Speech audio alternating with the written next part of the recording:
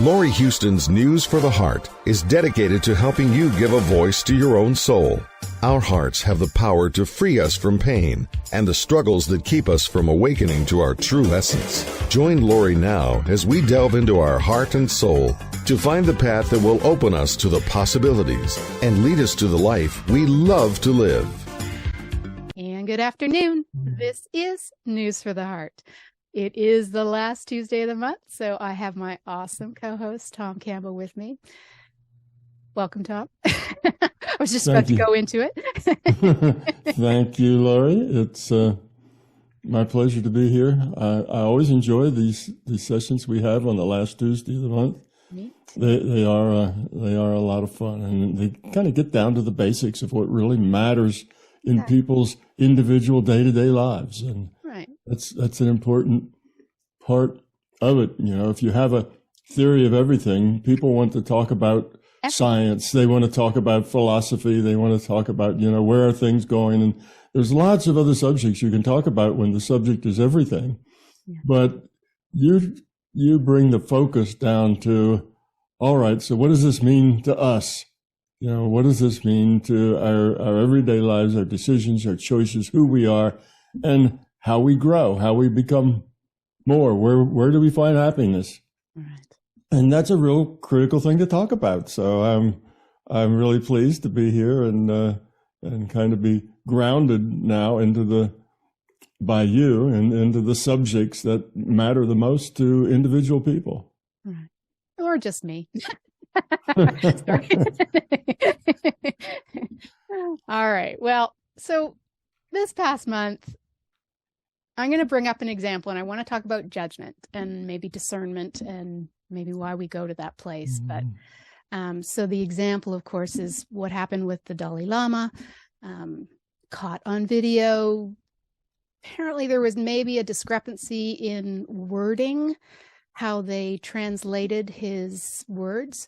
What I do know is that something about blow in my face is different than suck on my tongue. But that child, if you watch the video, was not upset in any way. In fact, he was exuberant.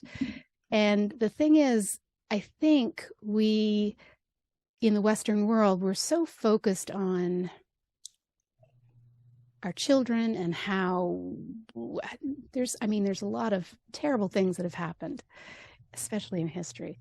But in this case, it was really much more of a blessing and something kind of beautiful. It's just that because the Western world has this judgment or I guess understandable hesitation around what should be offered with children and what shouldn't be.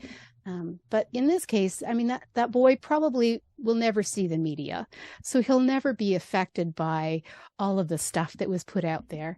But it certainly created a lot of anger in a lot of people in both cases, because the Tibetans are, well, yes, he apologized, but really didn't have anything to apologize for, because this was a blessing.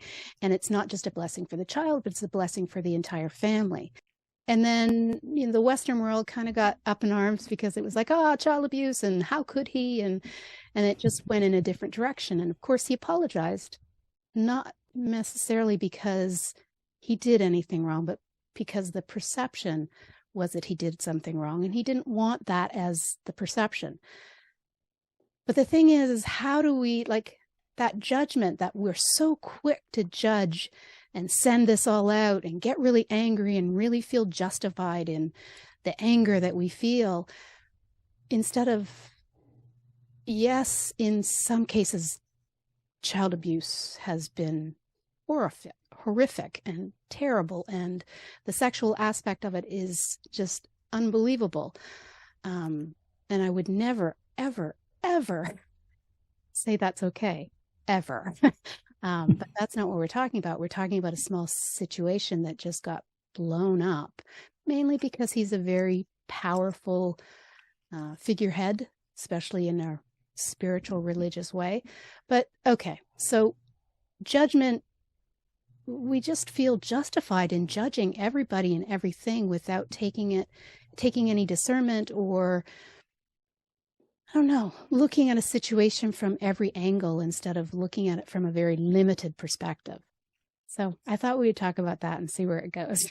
I'm sure it'll be a very interesting talk. And like I said, I'm not saying that child abuse or sexual abuse on children is anything that we would agree on ever.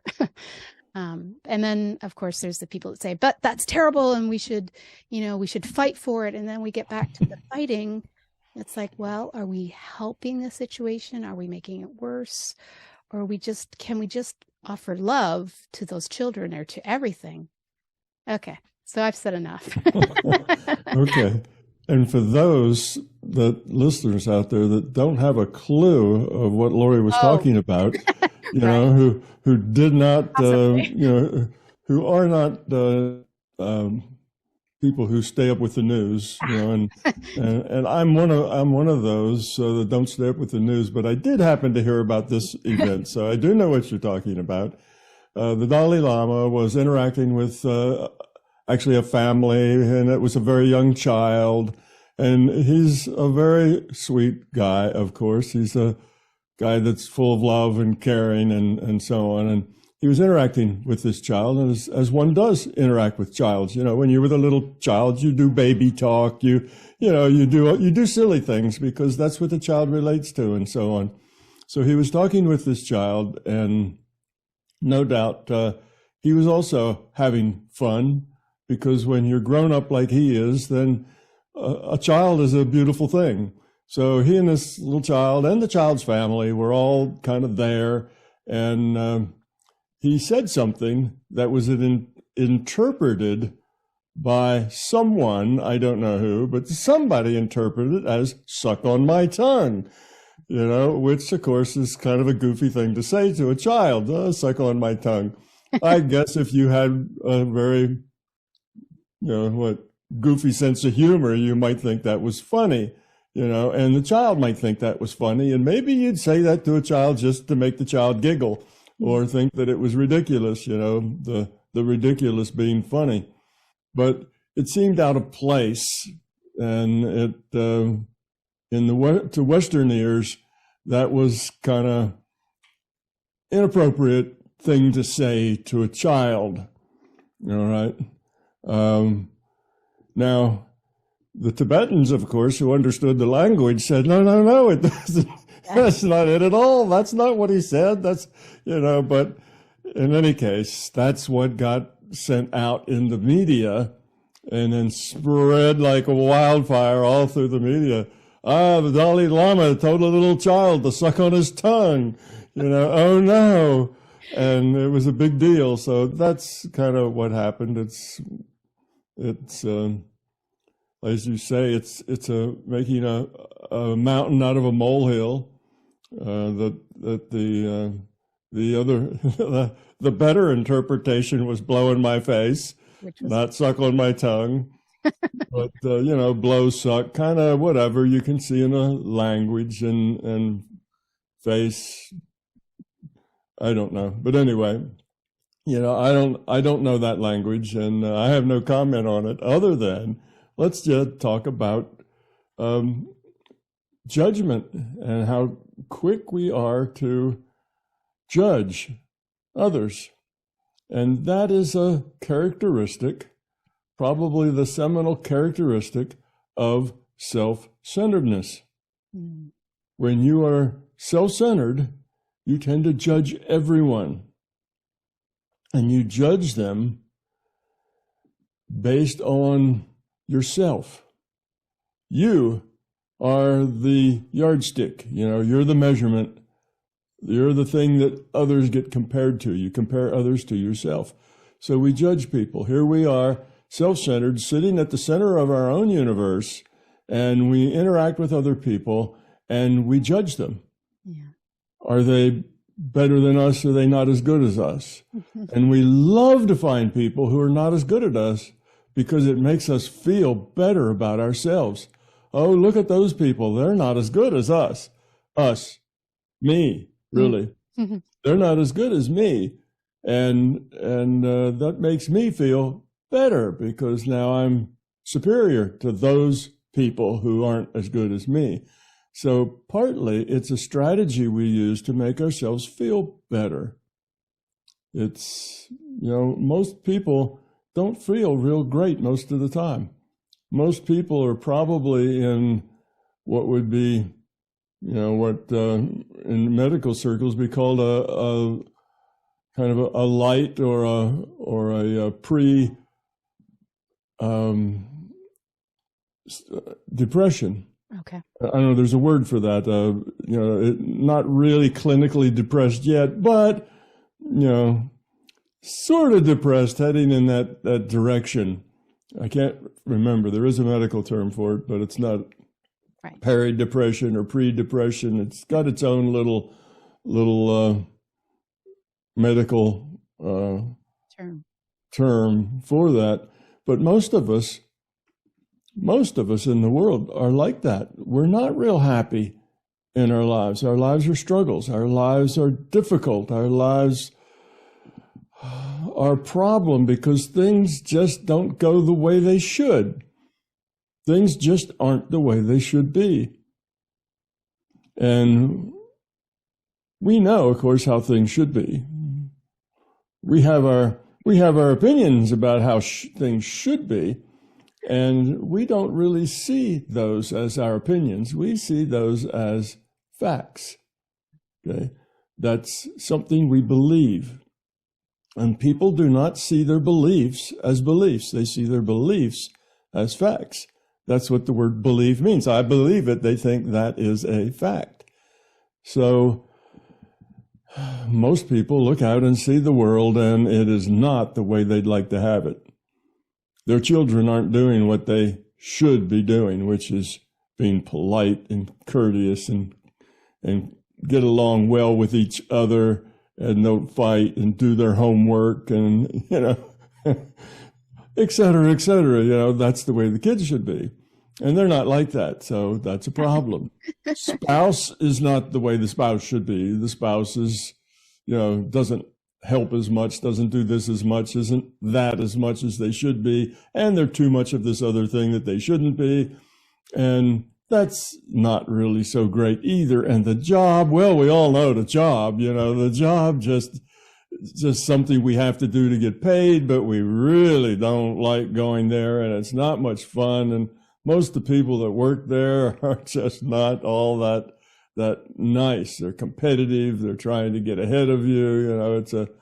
It's the kind of the jungle out there at the job, or you get treated as not very important on your job, or your job's boring. We can go on and on about the job, but most people do not get up and say, "Oh, I get to go to work today. How great. I love going to work." Very, very few people feel that way, about anything, about their children, about their spouses, about their job, about anything, about their culture that they live in, about, the environment, their government, the politics, the law, the this, the that, the taxes they have to pay. It goes on and on and on about this nasty world that we're in, and the greed and the dysfunction of all the people. So the average person is sitting there in this mild depression, which he calls life. And to find somebody else that's not doing it right makes us feel better. And in our mind, in our self-centered mind, we see almost everybody is not doing it right. And if they would just do it the way we know is the best way to do it, everything would be so much better. They just had the right attitudes and knew the things that we knew and believed the things that we believed. If they just understood that, then life would be so much better. You see, we take this attitude for several reasons. One, because we're self-centered, so we look at and judge the world according to how we know that it should be. And two, it's the fact that we, as a self-centered person, we are insecure. When you're self-centered, you're also insecure. And when you're insecure, then you feel better if you see everybody else is worse than you are. Not everybody else, but a lot of people, that most people are just not doing it right. They're not living their life right. They're not making good choices. They don't have the right attitudes. They don't understand the right things. They're misled. They're just a problem. So you at the center of this very dysfunctional universe, actually, and that's where all the judgment comes from. We judge everything. Now, Bible says, right? The Bible gives us that discretion to be able to do that. To judge, yes. Well, there's times when we do have to judge. Judging isn't a bad thing in itself. That's not, it's not that nobody should judge anything. You do have to make judgments. You do have to make assumptions. You do have to take guesses, particularly in this world where we are overwhelmed with so much information, so much stuff going on. Our environments and our worlds are incredibly busy and full of things, say, compared to even 20 years ago. And 20 years ago, they were really busy compared to 20 years before that. If you go back a couple of hundred years, you realize that most people didn't have a lot going on in their day. They got up and did the same things. They'd go, milk the cows, tend to the chickens, do the laundry, cook the food, go to work, chop wood. They did whatever they did. That was basically things that had to be done for them to survive and live as well as they could. And that was it. And the next day was just like the last day. There wasn't a lot of new stuff to deal with. There wasn't a lot of, new choices that you had to make. Now today, living in the 21st century, you'll get 10 new choices, every day. And if you live on a fast, track, every hour, you'll get lots and lots of choices that you have of what you could do and should do and might do and shouldn't do. And choices just fall out. Do you get this information or that information? Information overload. Choose. What am I going to pay attention to? What am I going to, spend my time doing? You could do this. There's lots of things you could do. Our options are plentiful now. So we have to judge. We have to say, well, should I go to the playhouse tonight and watch such and such a play, or should I just stay home and pet my dogs and be with my children? Should I read a book? Should I, watch a movie? Goodness, lots of things I could do just tonight, And so we make judgments, but those judgments are fine. We need to make them, but we need to get out of that self-centered viewpoint that says we're right and anybody who differs with us is wrong. That's the problem. And that's the self-centeredness, and that's being the master of your own little universe, living at the center of your own world. So it's just a symptom of the lack of consciousness quality that we have. It's like that. Okay, so that's part of the problem. We judge everything, and we like to find the negative in things. We look at the negative, where our attention is drawn to the negative. And there's several reasons for that. For one, as far as this thing like with the Dalai Lama, it makes us feel superior. Oh, look at that guy. He's such a big wheel. Everybody loves him. He's so perfect. And look, he asked some child to suck his tongue. Oh, how awful. And those kinds of things get us, excited, get us kind of wound up. True. You see? Whereas, what happened the other day? I was playing with my little nephew, And my brother George came in and he looked at the little guy and he said, "Hey, little guy, suck my tongue." And would that have been a big deal? We'd say, "No, that was just, George, just go away. You're just not funny today." And it wouldn't have been a big deal. It just would have been kind of something inappropriate that was said by somebody trying to be funny or trying to entertain a child or make the child laugh or something like that. And it wouldn't have been a big deal, you see, but it was a big deal because this very high, lofty, person who's wonderful, we like to bring those kind of people down. We bring them down to be more like us because those are the people, when we look at them, we can't see them as not as good as us. We see them as better than us.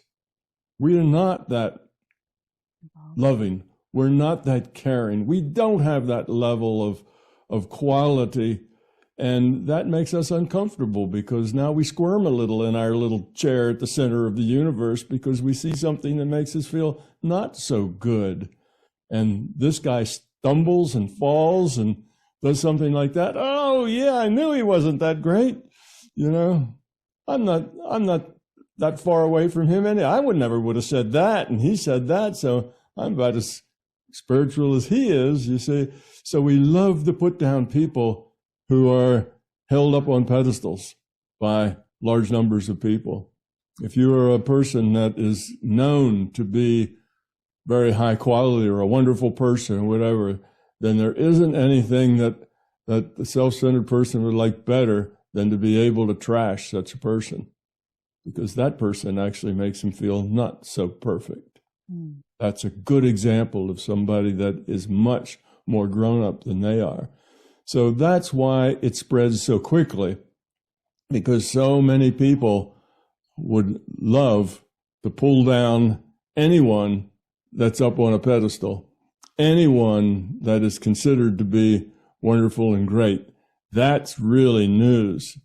And we make a really big deal of it, where if it's just been cousin George or whoever, brother George, everybody would have rolled their eyes and said, "That's George." He does annoying stuff like that. He's a little off color and says goofy things, and it just wouldn't have been a big deal in anybody's life. They just would have seen as a mildly inappropriate thing, particularly if the kid just giggled, which would be mostly what a kid would do to something like that. Even if you did say that and not blow in my face or "I love you" or something, but even if you did say something like that, children would mostly just go, "Ew, gross," and then giggle, and everybody would think it was funny. So that is the second part of it. And the third part of it is that we, particularly in the West, and I think particularly among women, have this thing about the sacred child. Children are almost sacred in our culture now. And it wasn't always like that. Go back 100, 150 years, and kids not only weren't sacred, but they just kind of got along the best they could, with very little attention, because mom and dad were busy just trying to survive.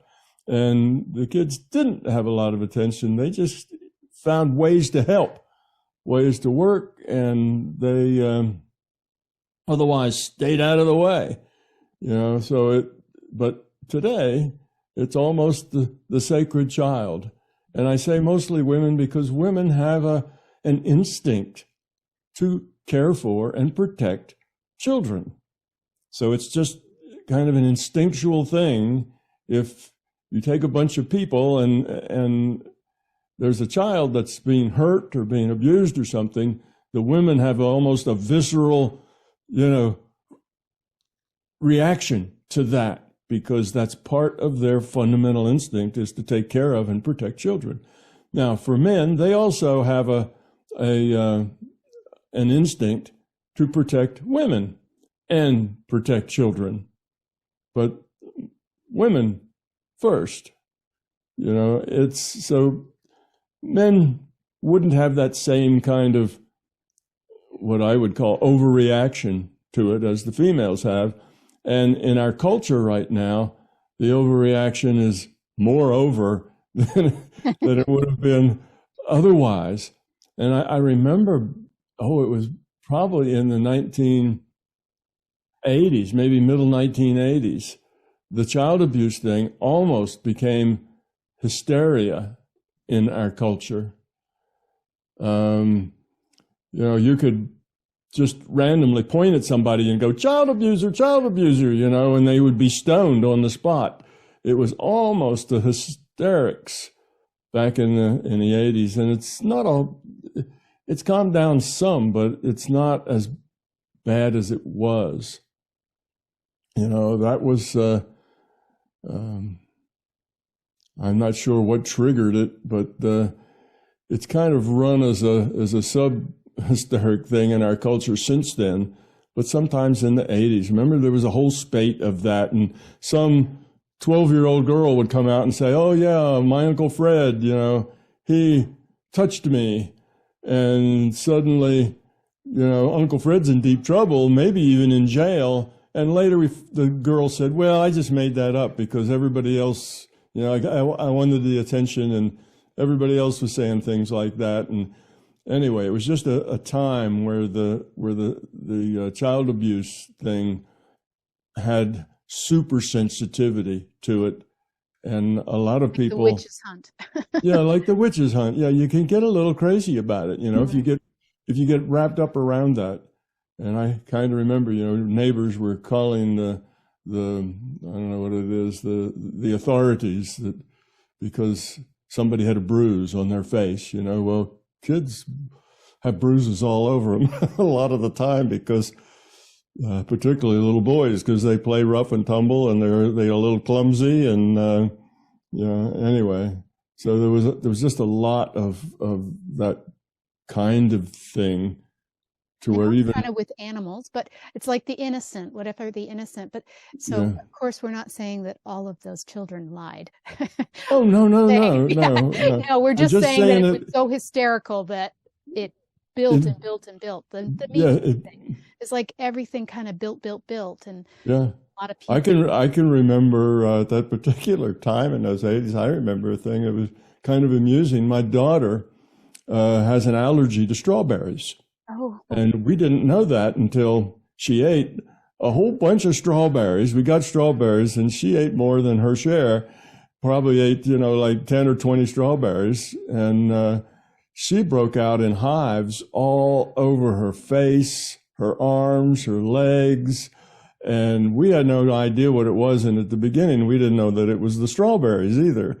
So we bundle her off and take her to a doctor to say, what's wrong with this child? She suddenly, looks like she's been beaten with a rubber hose, and whatever. She just looked horrible. Welts, not only were there red splotches, but they stood out, as welts. And immediately it's like, oh, did you beat this child? And it's like, no, we don't know what happened to her. Honest, it was that sort of things. And you actually had to worry about those kinds of things because at that time the culture was so hypersensitive. You see, so yeah, I can remember that. It's like, hey, sweetie, you're going to have to stay in and not go outside because we don't want to have to explain this thing about strawberries to the neighbors and everybody else.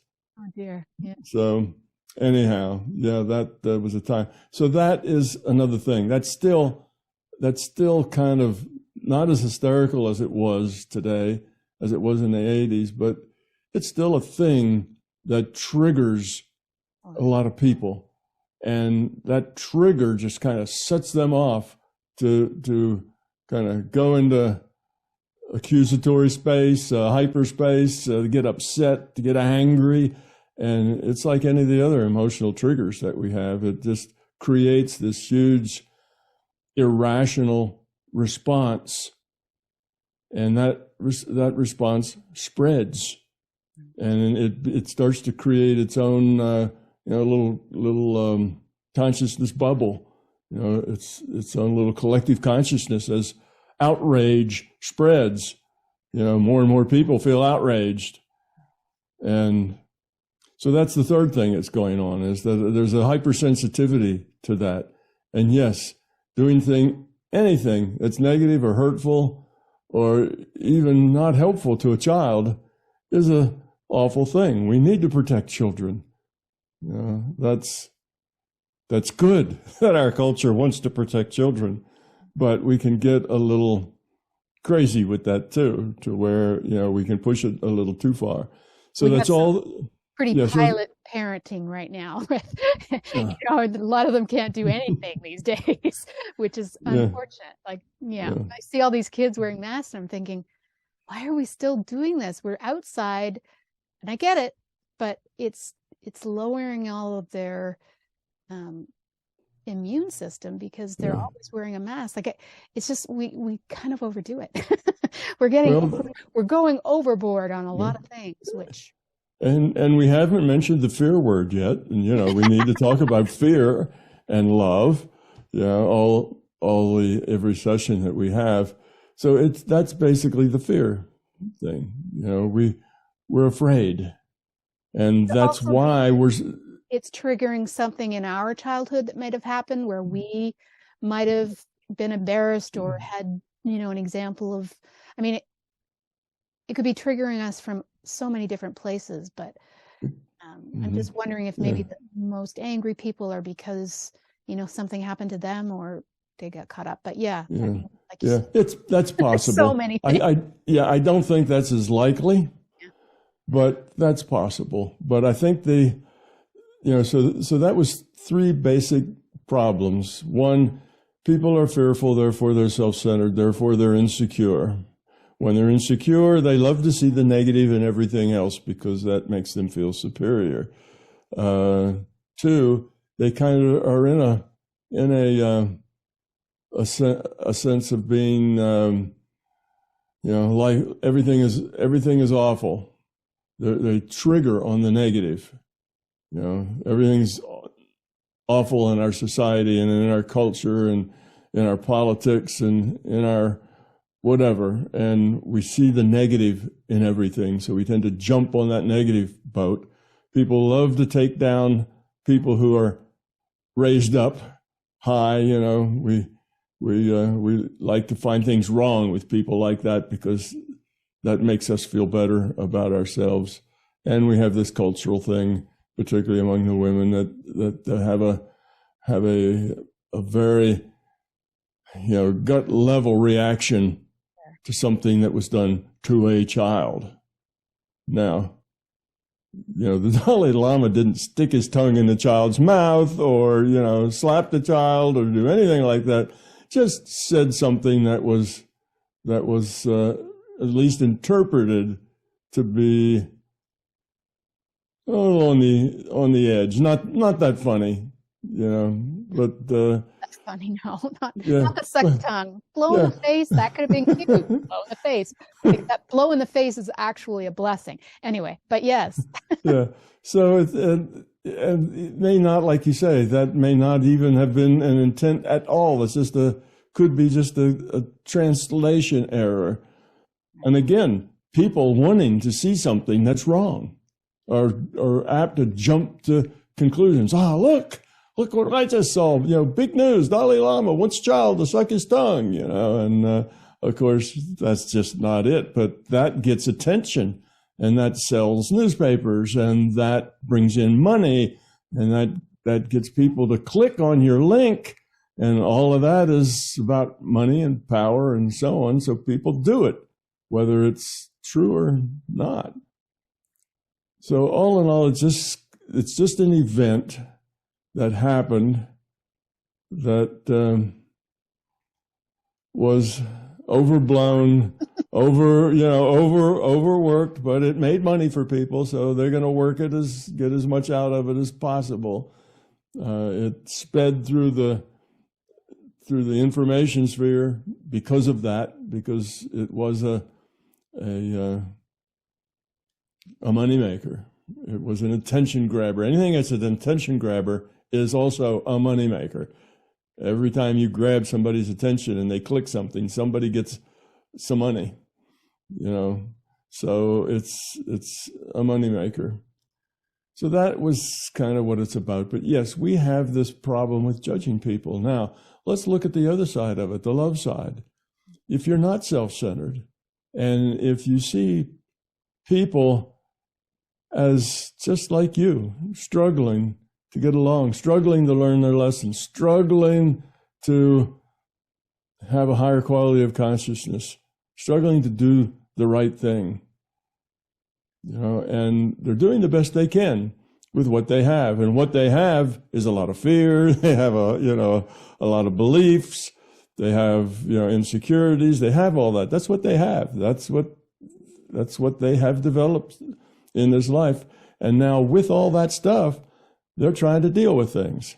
And of course they get angry and they fly off the handle and they exaggerate and they do all kinds of things because of that. But now when you look at them, rather than being angry, look at all those stupid people doing stupid things, you say, well, look at all those people just struggling, doing their best to get along with what they've got, what they have to work with. And they're unhappy for the most of the part. They don't really like themselves that much. Also, they feel insecure, inadequate, and they're trying to avoid that feeling. And they have all kinds of strategies for avoiding that feeling. And one is judging other people and judging them harshly. It's one of their strategies for making themselves feel better. So when you look at people like that, instead of being angry with them, you have compassion for them. And instead of judging them and saying, look, they're not doing that right, and they shouldn't have said that, and they shouldn't have that attitude, that's a bad attitude. Instead of judging them, you have this compassion that says, well, they're doing the best they can. And they just are who they are. Now, some people, you just don't want to be around. People who are very self-centered. You don't really want to be around. People who are unpleasant, nasty, violent, people who are bigoted, you don't want to be around. People who are always saying negative things, people who are always complaining, people who are always, blaming, everyone but themselves for all their problems. You don't really want to be around those people because they're downers. These are negative people and they're downers. But to judge them and say, oh, what an awful person, that's not helpful. Right. That doesn't help you. That doesn't help them. You should look at people like that and go, wow, I wish, what could I do to help? Well, the one thing I can do to help is try really hard not to push any of their buttons. They got buttons all over them, all kinds of things set them off. And I just will try not to push any of those buttons. The other thing that will help, if I could just say something nice to them, a kind word, a smile, just any little thing, any little, even small thing. Oh, that's a nice shirt you're wearing today, whatever. That would help. That would add just a little bit of positivity in their life and realize they just are who they are. They're not yours to fix. They're not your responsibility to take care of and fix who they are. They have to do that themselves. You can't do it, even if you wanted to. So you just accept them. That's the way they are. And, besides having all those buttons, they also have some really good things about them, too. In ways, they're nice people. They're trying real hard to do what they think is right. They care about others. They have love. They have caring. They have consideration with some people. And they're not very considerate, maybe, to other people. But you can look at the good sides of them and say, well, I'm going to interact with that good side. I'm not going to push any buttons. And if their favorite thing is baseball, I'll ask them about, who won the last game. Or I don't know anything about baseball, but at least I'll ask them about it anyway, because they don't want to talk about it. And that's okay. So I'll do that. So I'll interact with them in a way that is positive.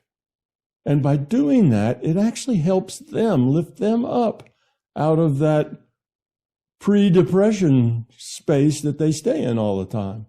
So now you're being helpful to them, and you're being helpful to yourself because you're making good choices rather than saying, oh, look at that awful person. They're so negative. All they do is complain. Get lost. I really don't want to talk with you. And act maybe rude to them or obviously make it obvious that you really don't want to talk to them, which just, of course, makes them feel worse. So instead, you go and say hello and ask them how they're doing and how their children are and, how about the baseball world and whatever it is you think will be positive for them. And the interaction doesn't have to be long. You can just leave a little spot of positivity in their life, and that will help them, and it helps you. Good choices you're making. You're being helpful to people. You're not judging them. You're letting them be who they are, interacting with them in ways that are positive, avoiding all those ways that are negative, realizing that it's not your job to change them. It's like, oh, these are defective people and I need to help fix that. That is just not the right attitude. But that's an attitude that most of us take, and the people around us, we want to fix them, make them the way we think, or the way we know that they really should be. If they were just this other way, they'd be a lot happier. Well, we would be happier. They may or may not be. But anyway, that's kind of the flip side, what you should be doing, rather than the judging all the time. Judging is a self-centered thing, seeing the world as a reflection of yourself. And that's not how it works. You need to be caring and let people be defective. That's where they are, and then you'll stop even seeing it as defective. They're not defective. They're just who they are. I mean, we don't look at children and say they're defective adults. We don't see children that way. Oh, they're just a bunch of defective adults. They need to change. We see children as children. That's just who they are. Okay, children are self-centered because that's the way they come. And they grow out of that, hopefully, as they get older. Some do, a lot don't, but that's how maturity is measured, is by how much you get rid of that self-centeredness that you have when you're a child. So we look at self-centered children who do a lot of foolish things, make a lot of terrible mistakes, have bad choices, because they're just learning. And we let them be. All right, Georgie just went over and grabbed that toy out of Susie's hands because he wanted it and Susie had it. Well, we don't go over and slap Georgie. We go over and talk to them and say, now, Georgie, that wasn't a nice thing to do, to grab that toy. Susie was playing with that toy. And you take the toy away from Georgie and you give it back to Susie and say, now, when Susie's done with it, you can have it. And right now, instead of that, why don't you play with this? And get something we know that Georgie likes to distract his attention.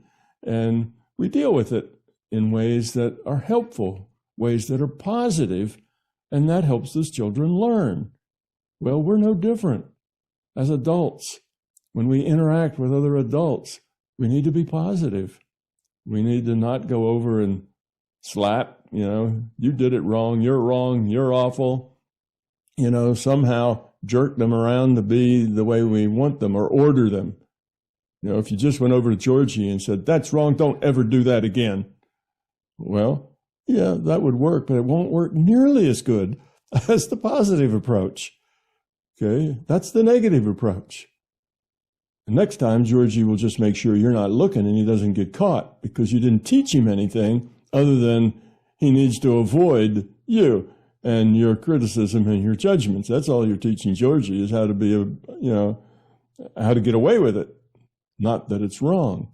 When you're negative, you don't really teach. You just, you teach people how to deal with you, but not how to grow up. So that's kind of, the Dalai Lama, unfortunately, whether he intended or not, he got a lot of bad press and he kind of stuck his foot in it unintentionally. Didn't mean to, didn't seem to, didn't think so, but that happens. And that's one of the things that goes with being well known. When you're famous, particularly if you're famous for something very positive rather than famous for being ugly or famous because you're so mean, if you're famous for being positive, then there's millions of people just waiting for you to make a mistake. And when you do, it gets shouted out, to everyone everywhere. So it's almost to the point that you have to be really careful about what you say and when you say it and who's looking and, are the cameras running and are the reporters there, which means you can't act natural. You can't just be yourself. You always have to be aware of the PR value of everything you do. And you just can't go up to a kid and have fun with them and play with them and say something silly to them or rub noses with them or whatever, because you just feel like it and they feel like it and everybody has a good time and giggles. You just can't be who you are because you create problems. And that's unfortunate that we do that to the people we look up to, the people who are our teachers, the people who show us the possibilities of what you can become. And if you want to be that good role model, then it's really hard to also be authentic and be yourself, because every thing that you do, every sneeze that you have, is monitored and looked at and judged. So it's unfortunate, but we're like that. We do that to the people that we admire the most. We put them in that kind of a unpleasant space where they have to always be aware. Anybody who's kind of famous gets in that, has that same problem. The royals in Britain, have the photographers that run around and chase them in all their private moments and try to get pictures and this and that, and they can't in public be real. Right. They have to always, be thinking about image and what's whatever. Otherwise, they have a big mess to deal with, and they're not as effective then as people for good images, good, what am I saying, a good someone to look up to. And that's part of what they give to the world, is an example of how to be. Right. They have become love in a large part, and they just are an example. Other people can look up and say, oh, that's what it's like when you get rid of all that fear. You get to be like that, somebody who's happy and smiles and is wise and, that sort of thing. So that makes them good role models. But this other stuff then tarnishes that, and now they're not as effective as a good role model, which is a shame, because the Dalai Lama is one of the world's most outstanding role models as far as how to be a kind and gentle person, a caring person. We tend to shoot ourselves in the foot a lot. We tear down the few things that are helping us grow up. So in a way, it's just kind of sad, that happens. But it happens. It'll happen again, and it happens. It's just the way we are, and it's we have to just accept that and say, well, we'll do better eventually. As we grow up, it is the way we are, but we can't be any other way. It's the way we are, and that's a fault. It's the way we are, and that's life. It just is the way it is. And we need to deal with it and live with it positively. So it's kind of a sad thing. Love is often sad as we see people hurting themselves and hurting each other for no particular reason other than it serves their insecurity. So it's sad to see that happen, but it is the way it is, and we'll go on, and the Dalai Lama will be more careful next time that he will. I don't know about that. I've been to his trainings and stuff as Kalachakra. I mean, he's just this very playful person. I mean, he scratches under his arm when they're bare, and I don't think he cares about what people think. I mean, he did, obviously, because he apologized, but he's just so, innocent. Like, he's just got like this playful. He just is. You see, he's very authentic, and he just is, and he will continue to be that way, but he'll have to guard it a little bit because now his image is tarnished, and he's not as effective as helping people grow up as a role model as he was before.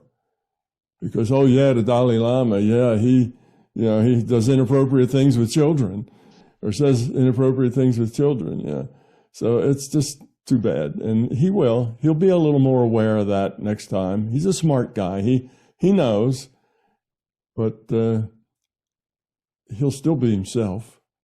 He'll just be a little more careful.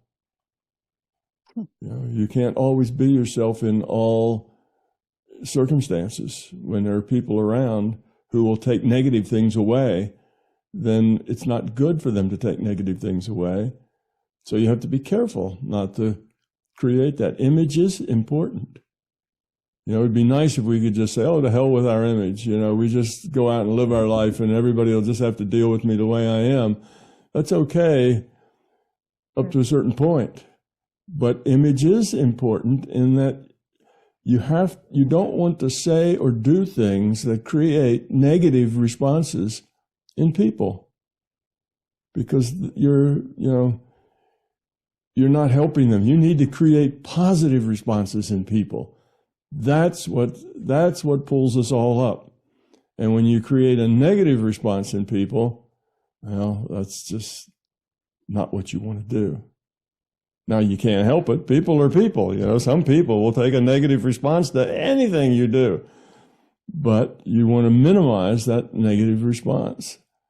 That's important too. Like when I talk to people and I try to answer questions, I have to be mindful of what the 100,000 people that will read that or watch that video over the next 10 years, that I don't say things that could hurt those people, that could create negative, that could lead them in the wrong direction, that could somehow be a negative influence or create or trigger a negative thing.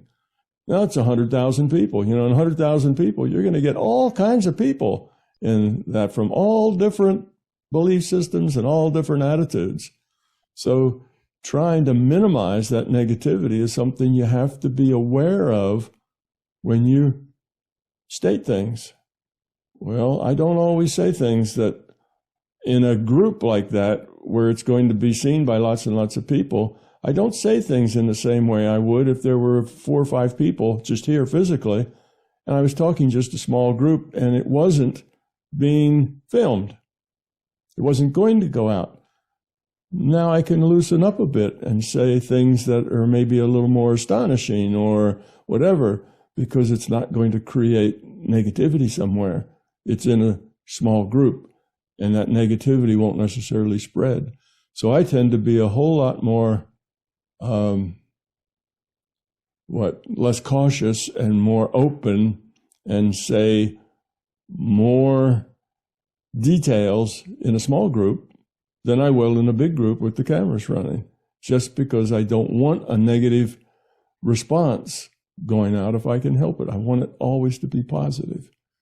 So we do have to think about that side. You can't just say, well, I don't really care what anybody thinks. That's okay when you're not influencing very many people. When you're not the Dalai Lama and it's just you and your friends and your family, well, you just don't care what anybody thinks, and that's fine. It doesn't matter.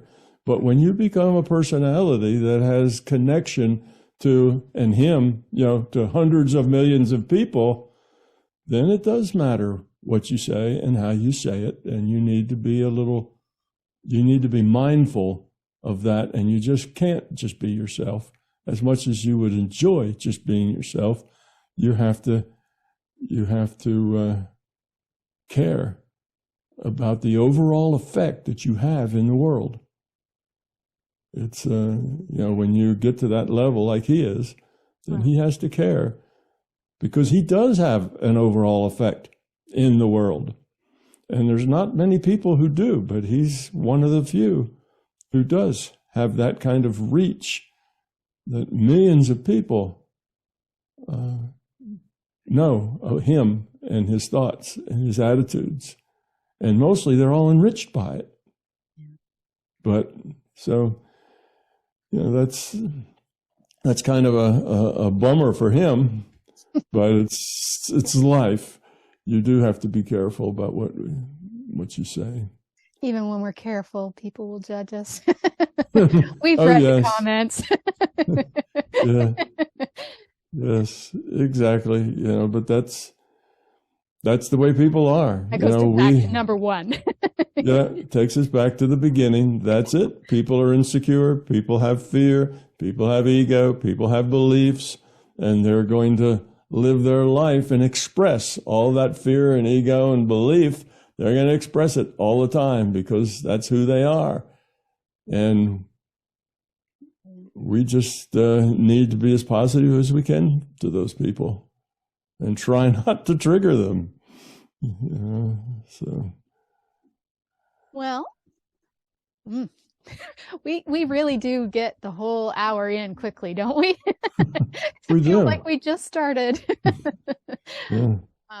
Well, very interesting show. I'm glad we discussed it because I think it's important for people to just sort of, take a moment. I mean, yes, we're not saying all the atrocious things that have been done that they are good. We're just saying, sometimes we need to look at and come from a place of love and acceptance instead of judgment and pain. Yeah. Well, we never say that this is the way you should think or react in all situations. It's not like that. Every situation is unique and different.